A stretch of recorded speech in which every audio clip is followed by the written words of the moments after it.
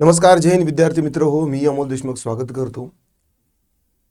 स्पर्धा परीक्षेची तयारी करणारे विद्यार्थी रात्रंदिवस इंग्लिश ग्रामरचा व्याकरणाचा अभ्यास करतात. पण जर 2-4 शब्द 2-4 वाक्य जर कॉमनली स्पोकन इंग्लिशमध्ये बोलायला सांगितले, tell me something about your self जरी विचारलं तरीही पोरांची त्रिधातिरपीठ होते, गोंधळतात आणि हातपाय लटपटायला लागतात. मग अशामध्ये व्याकरण शिकून काही फायदा आहे का? बरोबर. जर व्याकरणाचा अभ्यास करून जर इंग्रजी यायची असती तर हे सगळे UPSC MPSCची तयारी करणार पोरं खाड इंग्लिश बोलले असते, पण तसं नाही आहे. व्याकरणाची भाषा वेगळी आहे, ठीक आहे. पण भाषा आपल्याला जर बोलायला शिकायचं असेल ना तर त्याच्यासाठी व्याकरणाचा अभ्यास करायची गरज नाही. मी मागच्या 13 वर्षापासून यामध्ये एक्सपर्टीज हासिल केलेली आहे आणि I can speak 8 regional language and 3 international languages. Naturally मी भारतातील ज्या 8 भाषा शिकलेल्या आहे, बंजारा, ओडिया, देन पंजाबी आहे, तेलुगू आहे, तमिळ आहे, हिंदी आहे, राईट. तर या भाषा शिकायसाठी मी कधीही कोणताही व्याकरणाचा अभ्यास केलेला नाही आहे. अगदी तशाच पद्धतीने मी तुम्हाला आता इथून पुढे इंग्रजी जे आहे तर ते बोलायला शिकवणार आहे. आणि स्पर्धा परीक्षेच्या विद्यार्थ्यासाठी हा फ्लुएंट इन 30 डेजचा हा जो कोर्स आहे, ही बॅच आहे, अगदी फ्री असणार आहे. आणि तुमच्यासाठी फार महत्त्वाचं आहे, कारण आपल्याला ज्या वेळेस स्पर्धा परीक्षेमध्ये पॅसेज सोडवायचे आहेत किंवा जर आपल्याला बघा व्याकरण कधी शिकायला पाहिजे, जर समजा आपल्याला भाषा बोलता येत असेल आणि त्यावेळेस भाषेच्या अतिरिक्त तुकड्यांविषयी जर डिटेलमध्ये माहिती समजून घ्यायची असेल ना तर ती समजते. फॉर एक्झाम्पल मराठीचं व्याकरण घ्या. आता आपल्याला मराठी बोलता येते, लक्षात घ्या, मराठी आपल्याला बोलता येते, पण मराठीचं व्याकरण काही कळत नाही आहे, समजत नाही आहे, इतके डिटेल्स आहेत. विचार करा, जी भाषा आपल्याला बोलता येते त्याचं व्याकरण आपल्याला इतक्या अवघड जातं, जी भाषा बोलताच येत नाही तिचं व्याकरण किती अवघड जाईल. म्हणून आजपासून आपण स्पर्धा परीक्षेच्या तयारीच्या दिशेने इंग्रजी शिकणं गरजेचं आहे. आणि जर समजा आता असं तर काही होणारच नाही की बाबा ज्यांनी स्पर्धा परीक्षेचा फॉर्म भरला त्यांना नोकऱ्याच लागणार आहे. जरी लागल्या किंवा नाही लागल्या तरी आपल्याला रिअल लाईफमध्ये समजा प्रायव्हेटमध्ये जॉब करायचा असेल तर तुम्हाला इंग्रजी फार महत्त्वाचं आहे. आणि मी एक तुम्हाला गोष्ट सांगतो की जर तुम्हाला इंग्रजी आलं तर गव्हर्नमेंट सर्वंटला जेवढी पगार नाही तेवढी तुम्हाला मिळू शकते. Because there is a money hidden in your English speaking. There is a growth hidden in your English speaking and you just have to find it and I'll help you to find it.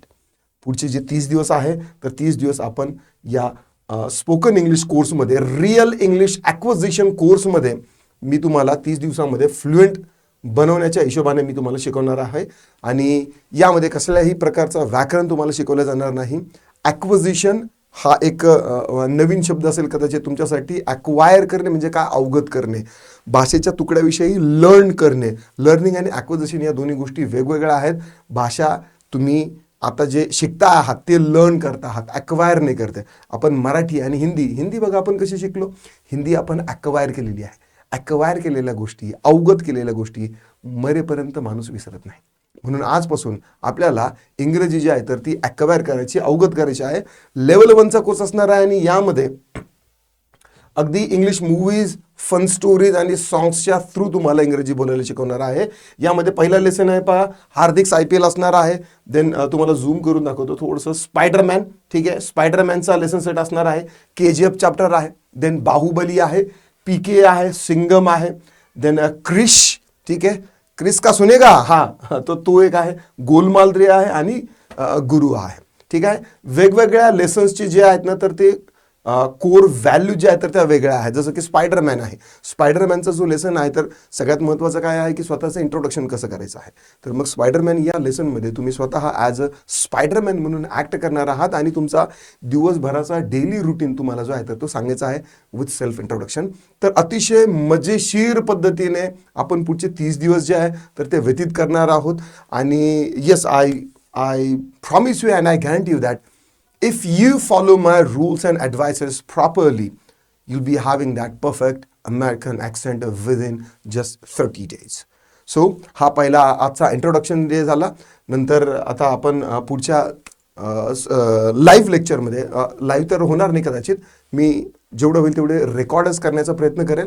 पण जर या व्हिडिओवरती समजा जर live घ्या असं काही comment आलं किंवा लाईक्स आले किंवा काही जर तुमचं इंटरेस्ट जर आला ना तर मग मलाही शिकवायला थोडासा आनंद येईल. ठीक आहे, चला बाकी तुमच्या इंग्रजीबद्दल ज्या काही डाऊट्स असतील, दिक्कत डाऊट, क्वेरी परेशानी असतील तर आपण हळूहळू सॉल्व्ह करणार आहोत. स्पोकन इंग्लिशसाठी जर तुमची तयारी असेल तर आय ॲम रेडी असं लिहा कमेंटमध्ये. आणि आपण ही जी व्हिडिओ सिरीज आहे 30 दिवसाची आपण नक्की पूर्ण करूया. आता पुरतं एवढंच. पुन्हा भेटूया. राम राम.